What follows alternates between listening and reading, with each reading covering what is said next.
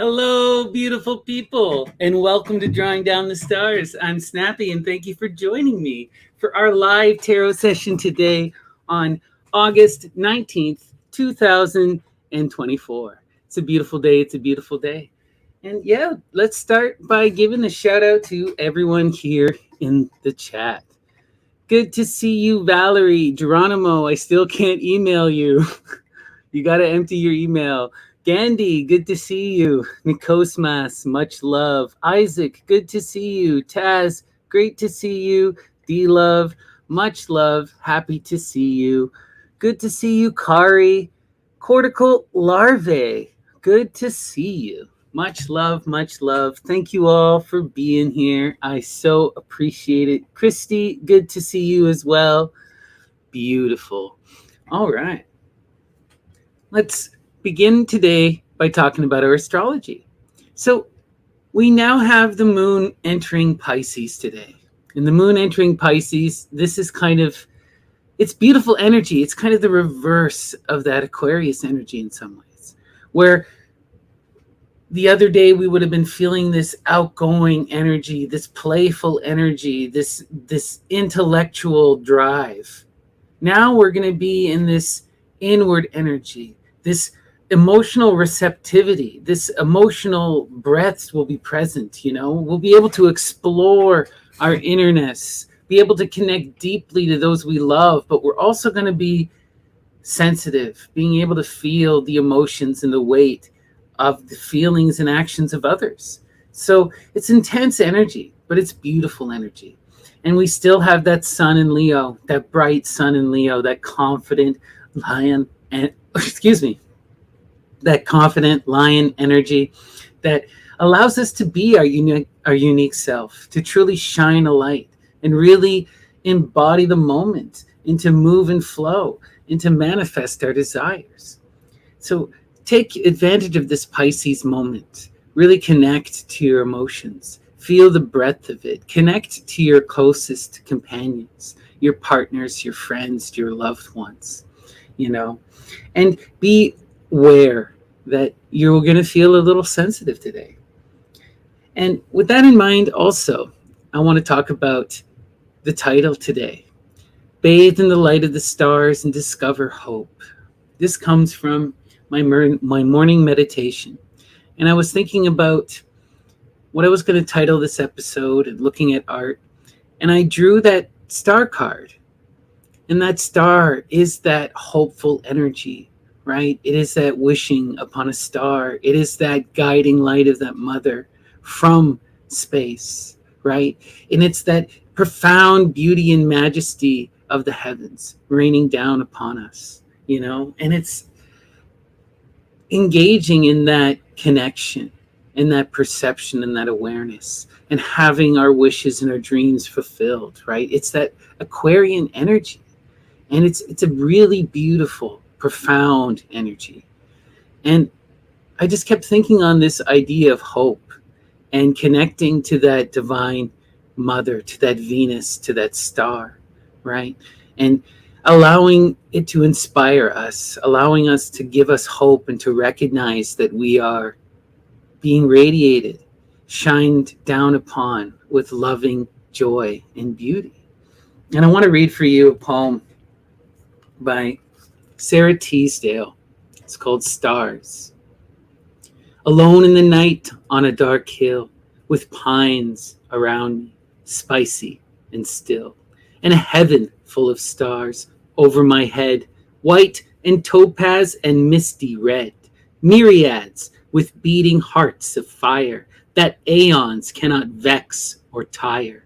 Up the dome of heaven, like a great hill, I watch them marching, stately and still. And I know that I am honored to be witness of so much majesty. Be witness, be honored. Appreciate the majesty and the beauty of the moment, right? Go stand out under the stars and experience the wonder, right, of the above. It's beautiful. And you are in this unique moment where you can experience that beauty for yourself. Love it. All right. We are going to begin today's session with our Ganapati Oracle. We're going to ask Lord Ganesha to inspire us and to set the tone and to help our messages go where they need to go. Guardian of the threshold, Lord of beginnings, the divine child, master of the Ganas, that beautiful soul, Lord Ganesha, inspire us. All right.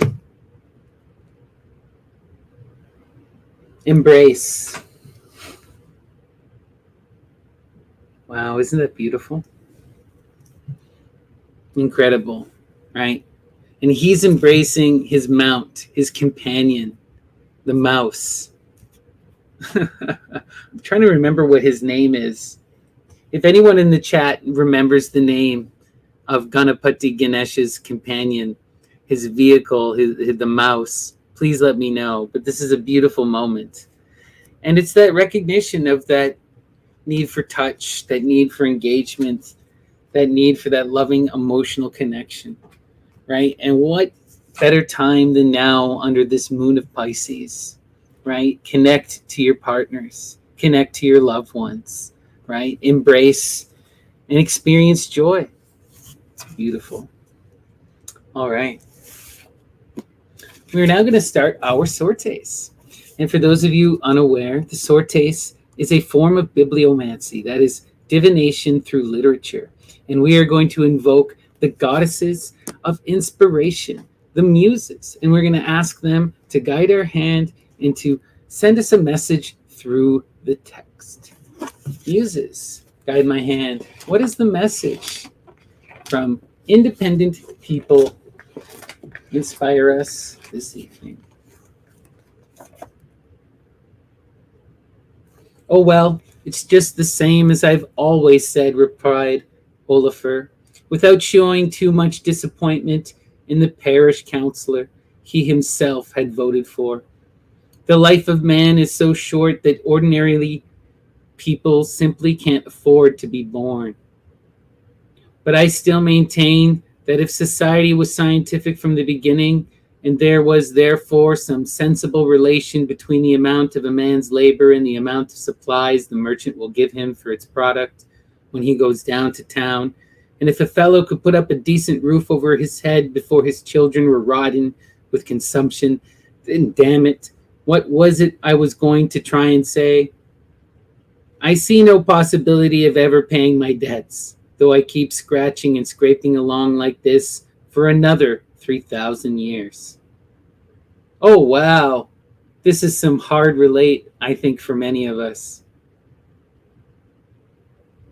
Let me read this once again.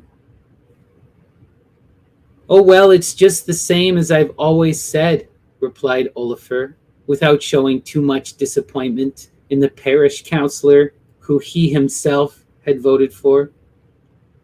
The life of man is so short that ordinary people simply can't afford to be born. But I still maintain that if society was scientific from the beginning, and there was therefore some sensible relation between the amount of a man's labor and the amount of supplies the merchant will give him for its product when he goes down to town, and if a fellow could put up a decent roof over his head before his children were rotten with consumption, then damn it, what was it I was going to try and say? I see no possibility of ever paying my debts, though I keep on scratching and scraping by along like this for another 3,000 years. Ha ha! Excuse me. Sorry, my allergies are always bad this time of the summer. And yeah, pardon me. The message here is really interesting one, right? On one hand, it's recognizing that these are cycles that keep on repeating. You know, these are cycles that keep on repeating, and people keep getting stuck in these debts. People keep voting. People keep doing all this stuff in the same cycles over and over again to be exploited again and again and again. And they still keep on insisting he'll still keep on insisting that the system is fair and that if everything were to be fair and kind and work out as it should, even though he can't even articulate fully what he means, he still believes in it. Still believes in that idea, right, of fair capital in trade. It's something to think on, right? I often think on these things. You know, so much in the mystery and in life is about not repeating cycles, right? And what you can always change is yourself. You know, you can always change yourself, right? It's the stubborn person who's bound to suffer, right? If the system is always rigged against you, and if you're always stuck on your own, struggling and struggling and struggling, why aren't you trying a different way? Why aren't you trying a different method? You know, if anyone has read this book, An Independent People, they'll truly understand that message, the pain of stubbornness and that desire for independence. Oof.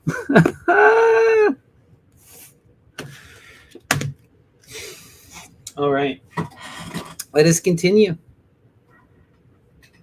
We are now going to go to Who's Who in Greek and Roman Mythology, David Kratz. This was a $2 book I picked up at the thrift store, and it's a fun little find. All right, Muses guide my hand. What is the message? Inspire us. Philemon, son of Apollo and Chione, twin of Autolycus, though Autolycus' father was Hermes, father of Thamyris, by the nymph Argiope, an outstanding poet and musician, was killed in battle defending the temple of Apollo at Delphi against Phlegias. Philemon. Wow. Interesting. The M in there. I'm going to have to do some more digging. I'm not familiar. I'm familiar with Philemon, but not Philemon. Oh, wow. Son of Apollo, twin of Autolycus, with a different father, though. Wild. Gotta love it. Interesting. Let's continue. Okay. We're now going to go to The Mystic Tarot in Trees of Eternity by Oliver St. John. Muses, guide my hand. What is the message from the Mystic Trees, or Mystic Tarot in the Trees of Eternity?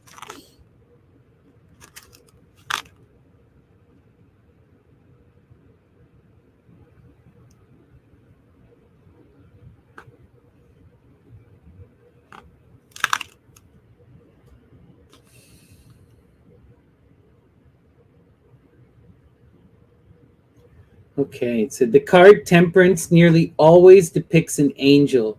In the case of the Tarot de Marseille, the angel is pouring liquid from two vases, a red one in her right hand and a blue one in her left. The liquid does not fall to the ground, but passes horizontally from one cup to the other in defiance of gravity. Perhaps it is not actually water that is being passed from one vessel to the other.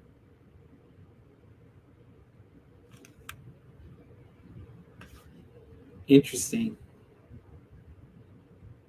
The art card, right? The art card is the synthesis, it's that temperance, it's the coming together, it's the fruition of the lover's card, right? It's that act of alchemy being performed, right? The coming together. What are the liquids? They're more than simply liquid. Beautiful. Interesting. All right. We're going to go now to Byron. All right, Muses, guide my hand. What is the message from Lord Byron? Inspire us this evening.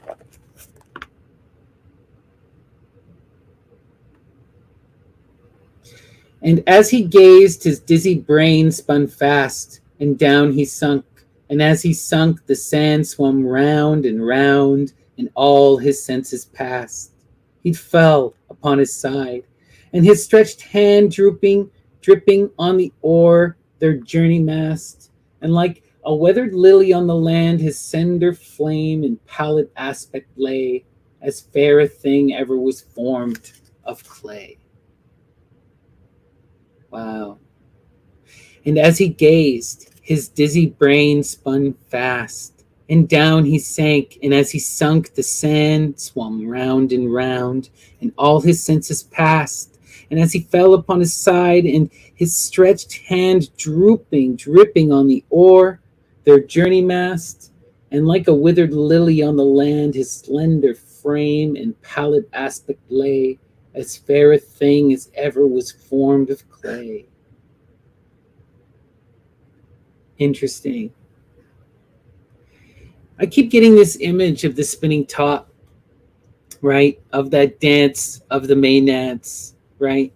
Of the whirling dervishes, and of this drowning imagery, right? We see this also in the story of Attis, where he's pulled down into the mud by the nymphs, right? And he is sunk down into his death. That spiraling, that cycle, that universal cycle, right? Interesting.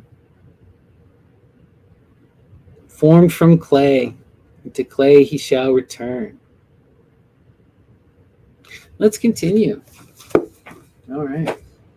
Esoteric today. We're now going to go to Aleister Crowley, Amor Divina. All right. Muses, guide my hand. What is the message from Amor Divina? Inspire us.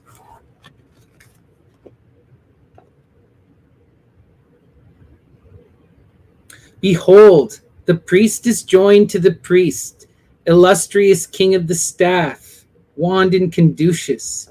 Mayest thou come, Hermes, bearing unutterable words.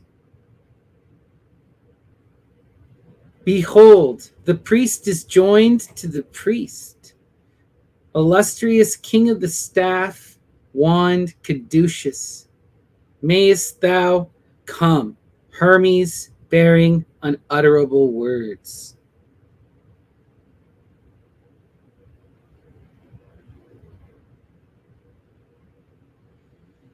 And there's a note here that says that in the margin, Crowley wrote, by unutterable may be forbidden. Interesting. Forbidden words. The priest is joined to the priest, illustrious king of the staff.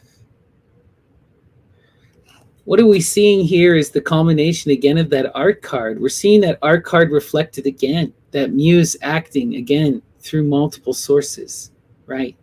And when you come together, priest and priest, in that loving connection with your wands, working your magic together in unity, you call forth that Hermes, that energy, right?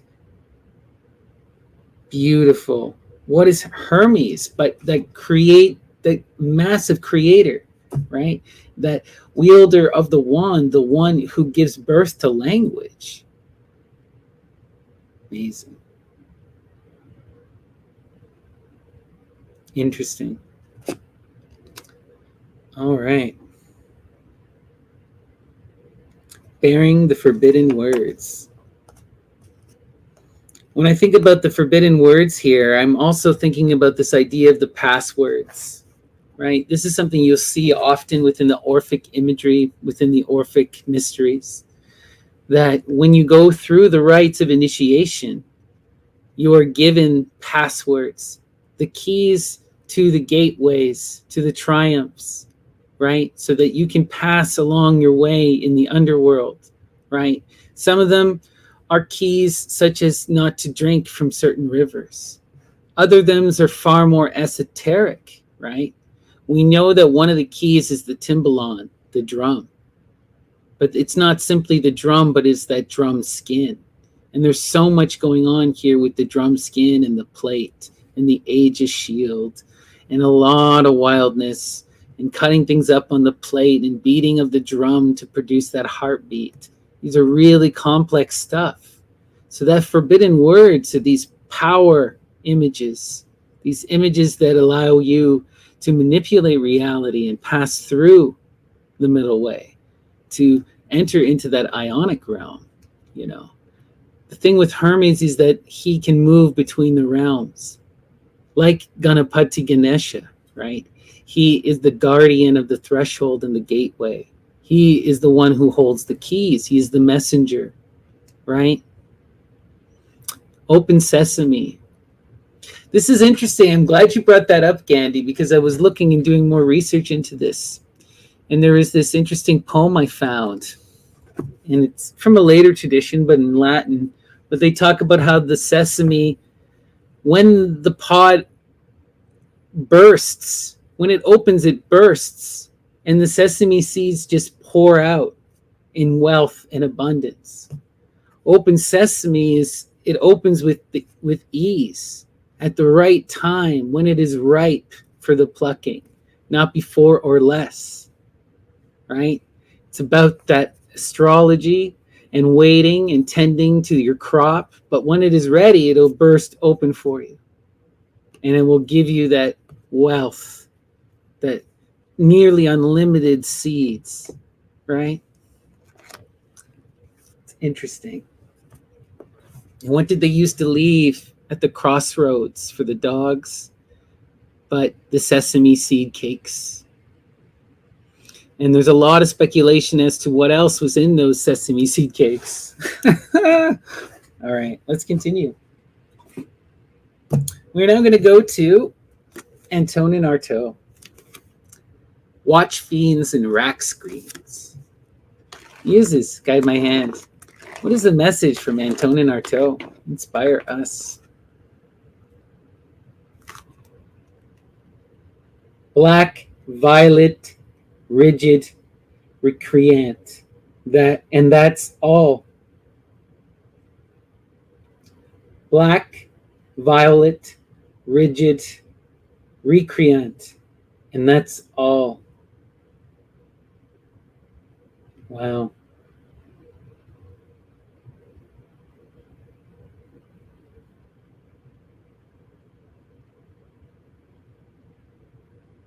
Between hard and soft, black and violet, the black and the purple, and that's all.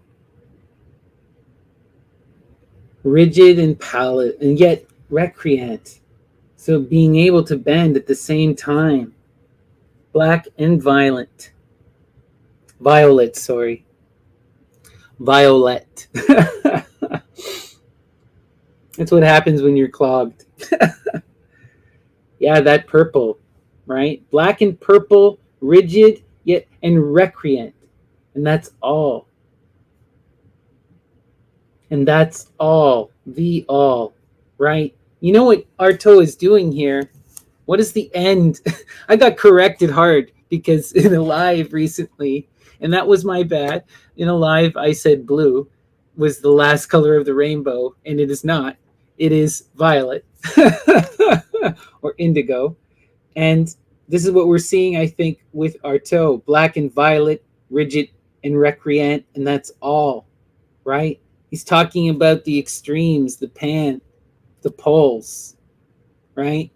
Absolute creation and then absolute expansion, absolute rigidity and absolute flow. And that's all.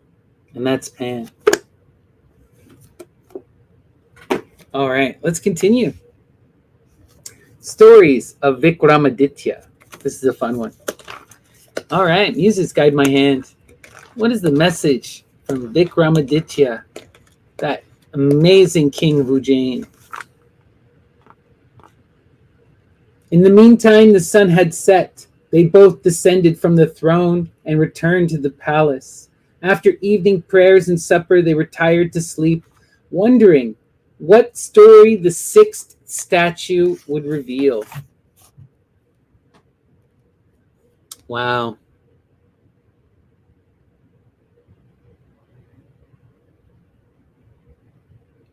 It's interesting because there's a lot of powerful imagery here. The sun had set and the king descends from his throne. He is no longer the ruler over the land. He now retires to his palace, right, to sleep. After evening prayers and supper, right? And then they're wondering, what is the story that will be revealed to them through that statue? This is an ongoing theme in this book with Vikramaditya and King Bhoja. And it's a really interesting one. But it's that idea that through art, through the perception of beauty, a myth can be revealed, right? This is a very literal thing within the Indian traditions, you know. That painting, that picture behind me of the great Mother Kali, you know, those who know how to read that image can tell you a story. And this is true of just about every one of the most powerful mythic images. And the sixth statue, right? We're talking about the sun, and now we're talking about the sixth statue. What is the sun? The middle, the sixth, the perfected way. And the king is descending from his throne of the sun. Interesting. Wow. Beautiful. Lots to think on. Love it. Let us continue. We're now going to go to Underworld by the Sepulture Society. All right. Use this guide in my hand. What is the message from Underworld? Inspire us this evening.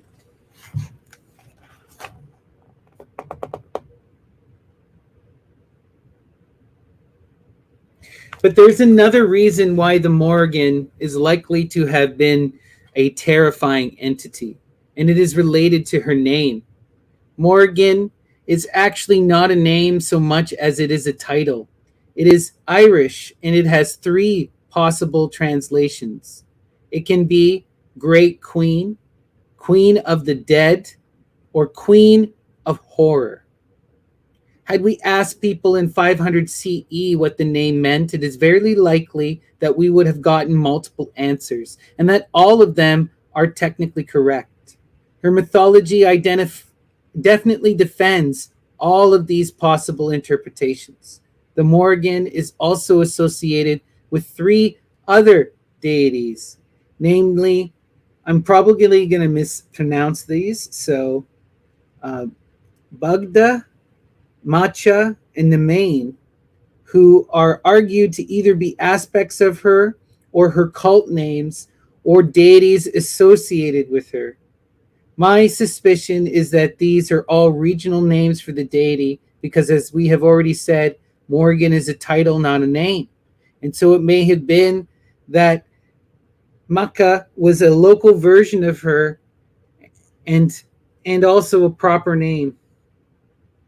A local version of her proper name. It is also significant that the word Morrigan is used to signify Lamia in the Latin Celtic biblical text. And this suggests a literal understanding of the Morrigan as a blood drinker. Wow. We're getting a lot of stuff here. This immediately makes me think of Queen of the Underworld, makes me think of Persephone, but the three aspects makes me think of Hecate, right? And then the blood drinker, this makes me think of Medusa. It's really interesting. We're seeing many different aspects, many different visions of that monstrous feminine in this images of Morrigan, right? Morrigan, that Irish queen of mythology in Celtic myth. Beautiful. Wow.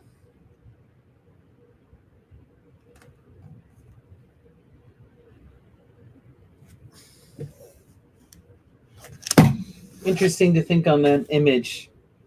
Many different parallels and connections.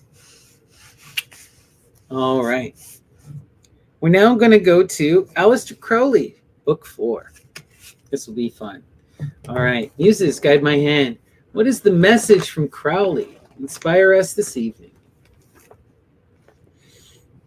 Okay.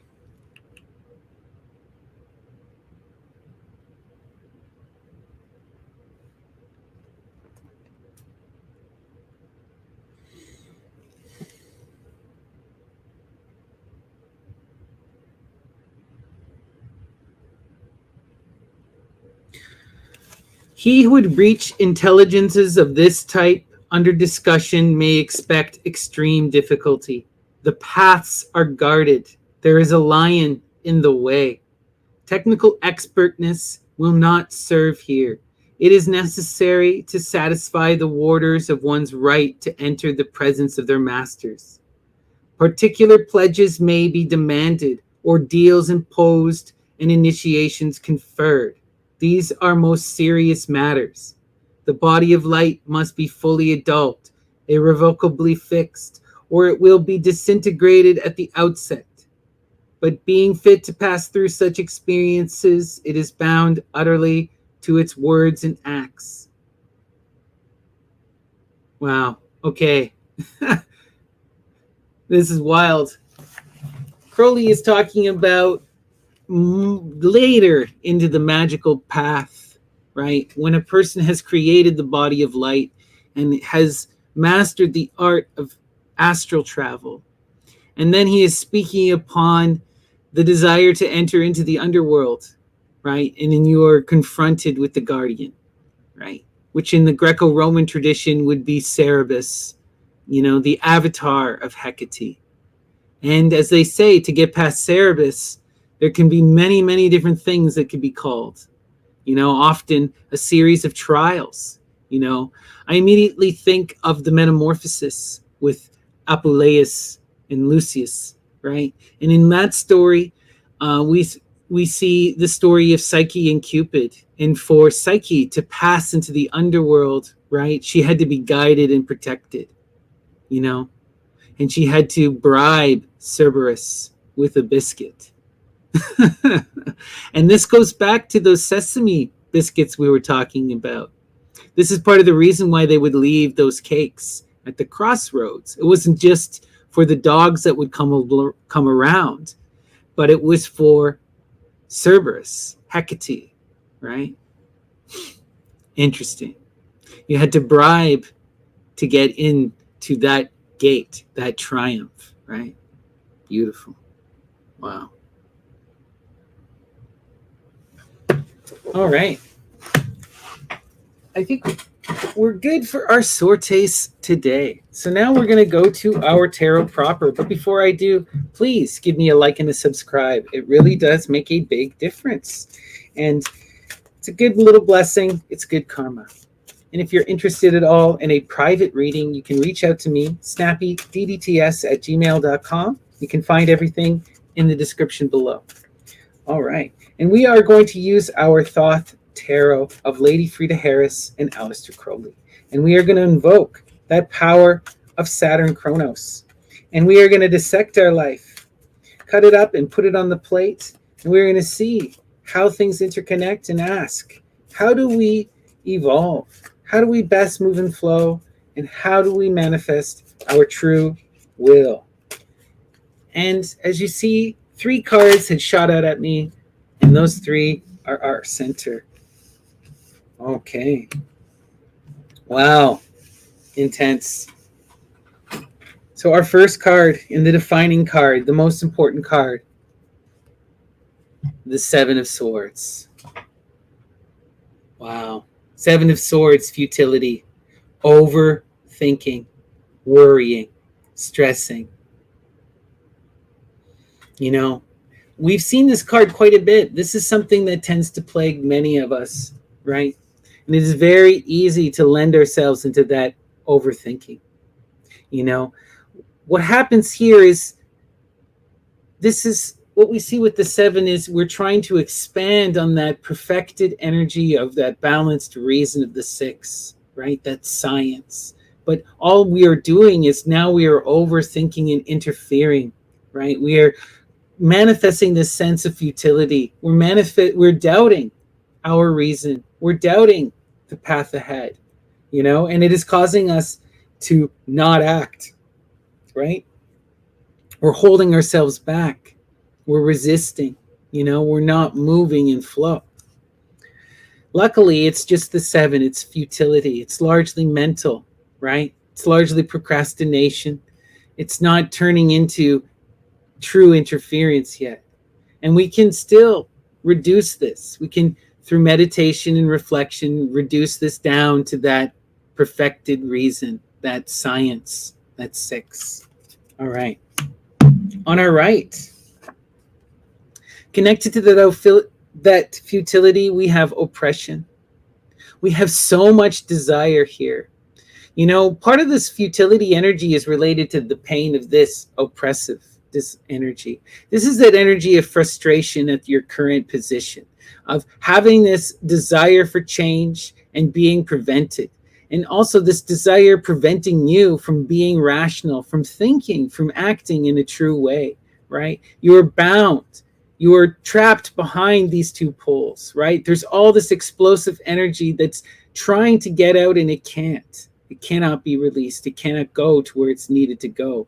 And there's going to be an explosion, right? This is the ending of a cycle, and this energy must be put towards something. It must be channeled, right? Interesting. This is dangerous energy when we see this kind of intense, passionate energy in that oppression, right? And it does tend to manifest again into this sense of futility. But what's powerful here is as this cycle plays out, as this energy is going to come into that explosive manifestation, what do we see on the left? We have the art card, which is incredible. You know, we were talking about the art card in our sortes, and also the art card is the best way to channel and transform this energy, to take that oppressive energy and to put it into something practical, to turn it into that loving, creative, passionate energy that'll produce something meaningful, creation, child, art, businesses, work, growth. You need to take that energy that you've been resisting and been denying, that's been trapped, that is frustration, and put it into something that you can create, right? Put it into something that you can do, right? Instead of being frustrated about greater connections and greater things that are out of your control, manifest something real in the moment, you know? Interesting. Let's see what's happening. Okay. Connected to that futility is the Queen of Wands. Beautiful energy, that truly inspiring feminine energy in that inspiration form, right? In that pursuit of the wands, that passionate queen, Circe energy, right? That powerful ruler who rules through that energy of beauty and control and fiery passion and emotion, like we see in Medea, right? Beautiful, intense energy, that red goddess, that Cybele energy as well, that drives people mad, you know? That Aphrodite energy in her intense, erotic Pandemos form, you know? And connected to her is that futility energy. So what I'm seeing here is that this trying to get to this queen, trying to become connected to this inspiring divine beauty is hard. You believe that it's an impossibility. There's resistance here. You think that it's not happening. You know, you're overthinking this though, right? See where this is going. Yeah, wow. Connected to that queen, we're seeing here is that hangman energy. Sorry, guys, the glare of my camera here is giving me a hard time. But we have the hangman.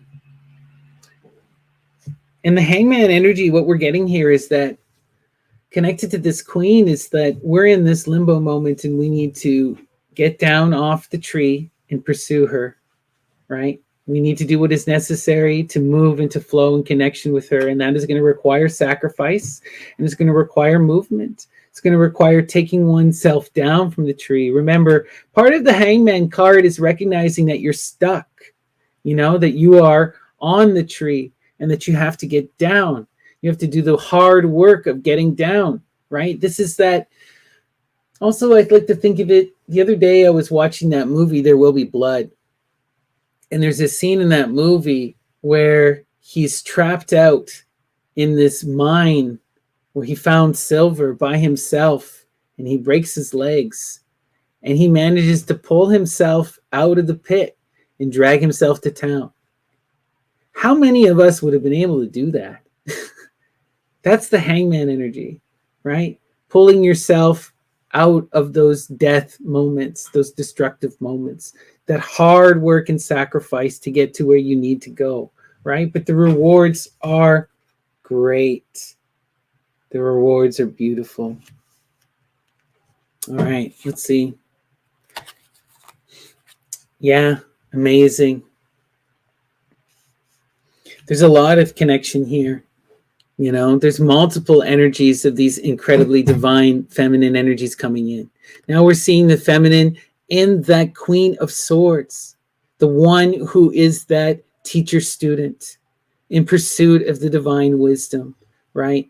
The one who has the ability to share and to teach and to offer that intellect, who can rise above and can be in that airy pursuit of the mystical and the high-minded, right? Truly beautiful energy. Wow. And we're seeing these come together in this creative connection, right? And the key to coming together of these energies, of them working together in flow, that artistic, inspiring, fiery energy, and that intellectual teacher energy, beautiful connection here, right? To produce that beautiful creative art, right? Amazing. This could be a partnership, a loving connection, right? A business connection. But there is something strong here that can come together to produce this magical artistic creation, if only you have the strength to go and to do what is necessary to connect to these people, to connect these two energies and bring them together. All right, let's continue. Wow. We are seeing things in futility, but how are we meant to see things? In that truce. What the cards are telling us is that we need to take a step back and see things from multiple perspectives and look at our situation truly. Look at this connection to that Queen of Wands, that muse, right? From multiple perspectives, and truly see that maybe even though we're not connecting in the moment, we are moving together in flow, and that this is something that will come together. And this truce energy is about accepting the moment. Even though you were apart, you recognize that this is only in this moment. Let's see where this is going. Yeah, right. Our emotions then need to be in that valorous Seven of Wands, right? We have the success and the victory. We just need to continue to manifest that Tower, to pursue this loving connection, right? With the passion and the truth to go forward, right? With that true focus. So this is about taking a step back and recognizing that things are flowing as they should, and that you need to be true to yourself and continue on the path that you've set yourself forward upon. Beautiful, beautiful, beautiful. While there is a need for transformation here, while there is a need to overcome this oppression and to go through this hangman energy, this is kind of faded energy, and it's happening. It's happening. We're in the process of going through this, of doing this hard work. The cycle is ending. The hangman is here, right? We just need to have the valor to persevere and to do what is necessary. Yeah. Wow. And then we have the strength. Incredible. The Nine of Swords, or Nine of Wands, right? Beautiful, beautiful energy. The Nine is the Wands in its most powerful. The Nine is the most explosive number in that Pythagorean system. This is the final number before the cycle closes out and that energy comes to its conclusion, right? In that oppression, which we've already seen. So what we're seeing here is that we need to overcome this oppressive energy and refocus ourselves, you know, commit back to what we desire, which is this connection. Go through that hard work of transformation. Have the strength to persevere, right? To see things clearly, right? In those multiple perspectives in that truth, to pursue that artistic creation, right? Beautiful. Wow. All right. Before I flip my camera here, once again, please give me a like and a subscribe. It really does make a big difference, and I truly appreciate it. It's a beautiful little blessing. Leave me a comment if you found that this reading resonated with you. And also, join the Myth and Lore Discord and come say hi. Let's hang out and be friends. All right, let's take a look. Okay, so let me just move this a little forward here. Okay, here is our full square. All right, we start here. The key to overcoming this oppression is to recognize this moment and the need for sacrifice and change, for disciplined action, right? To climb down off this tree, right? And the key to that is going to the 7, to being in that true pursuit, that focused pursuit, building upon your success, but fixating upon that one desire, right? That true desire. What are you going towards? And we know what you're going towards. You're going towards that muse, that Queen of Wands, that inspiring divine feminine energy of that is going to bring so much love and joy into the life. And even though we're showing up with this futility energy, that we believe that this connection is not going to manifest, we need to be in this truth. If we can take a step back, see things from different perspectives, recognize that even though we're not together in this moment, that there isn't a connection now, that this is energy of transformation and change, right? That the blossom is blooming and that times are coming. We just need to accept this moment for what it is and be at peace with it. When we go here, we see this artistic creation, right? And that artistic creation is the key. It's what brings us together here, as well as this overcoming through the actions of the hangman. But if we can have the strength to create this love, this creative art, we can truly do something beautiful. You can become that Queen of Swords, that divine teacher. You can connect with that Queen of Wands and produce the most beautiful creation, right? This is truly beautiful, magical energy. And it's all about overcoming the futility and manifesting and becoming the things that you need to become, connecting to that inspiration, being that divine teacher, overcoming this oppressive resistance energy, this stuck moment through going back to basics, being true to oneself and having the discipline and strength to overcome, through taking that truce energy, stepping back, seeing things from multiple perspectives, and overcoming that futility by recognizing that we are doing what is necessary and that we are moving in connection, that this connection is fated, that it's coming together. We just have to go through the work and continue, right? Stop oppressing yourselves and holding yourselves back, right? Let this cycle play out, and it plays out through the creation of art. Have the strength to pursue your art, right? To keep this cup flowing, to keep creating, to keep refining, to keep building and striving. This is what brings everything together, right? Beautiful. Wow. Just don't let this futility hold you back. You're already in this artistic creation, right? You're already going through the process of climbing down and facing this hangman. You're already in connection with this muse. It's just about continuing forward along the path, having the strength to do so, and to go through that hard work of transformation that is necessary, and having the strength to continue to create. Beautiful. Wow. All right. I hope that resonated with you. It certainly resonated with me. Overcome the futility. Seek out your muse. Become that teacher. Create art. All right, my friends. Thank you so much for joining me this evening. And we're going to end with one final sorties. We're going to go back to Underworld. All right. Muses, guide my hand. What is the message from Underworld? Inspire us this evening.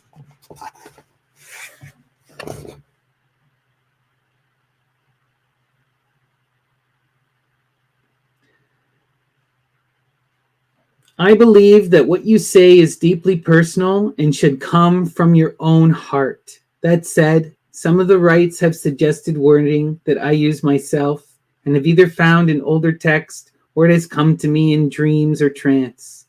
Feel free to use this or substitute your own. Wow. That is because I believe what you say is deeply personal and should come from your own heart. Doesn't matter if you're doing a magic spell or you're having a prayer. If you're trying to be devotional and connect to anything, if you're trying to be true, creative, magical, it must be from the heart of the self. It must be a reflection of you. You know, do not just regurgitate another person's words, no matter how beautiful. Think upon them and really engage with them. And if you find that they are the best words, then use them. But make sure they reflect your heart. All right? And that is the message from the Muses. All right, everyone. Peace and love. Thank you so much for joining me. And I hope I see you again tomorrow for another live tarot session. Take care.